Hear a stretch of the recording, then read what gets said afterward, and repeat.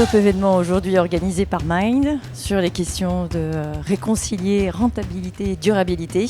Très beau panel, des interventions sans langue de bois. Comment concilier rentabilité et durabilité? Alors évidemment le respect de la réglementation, mais également d'arriver à concevoir des produits et des services qui sont en phase avec les attentes des utilisateurs et qui vont les amener à les utiliser dans des conditions optimales et à donner leur consentement si jamais ils le souhaitent. Tout simplement en travaillant ensemble, en osant aujourd'hui poser tous les sujets sur la table pour construire l'avenir, investir sur l'avenir, et pour investir, il faut tout simplement avoir une meilleure répartition de la valeur et donc tous ensemble construire sur la valeur.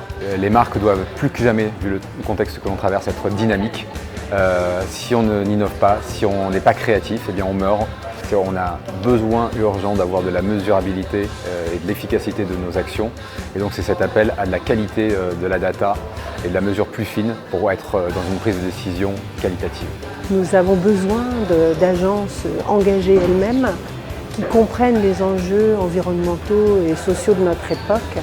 On est vraiment inscrit dans une démarche partenariale avec les agences et pour nous, venir ici, c'est aussi un moyen de comprendre tous les débats qui sont positionnés. Et aujourd'hui, particulièrement le sujet de la rentabilité, c'est-à-dire comment une agence crée de la valeur pour ses partenaires, en l'occurrence les marques, et comment nous, TIDS, justement, on peut apporter notre contribution à cette génération de valeur. Lush, c'est l'exemple parfait qui illustre qu'on peut mettre l'éthique au cœur de sa démarche et pour être une marque durable. Merci à Mind d'avoir organisé Agency Future et notamment d'avoir parlé de brand safety en invitant les différents acteurs à collaborer, évidemment AdTech, éditeurs, et puis bien évidemment agences qui opèrent. Mind, c'est vraiment une vigie pour notre écosystème, surtout sur les leviers digitaux.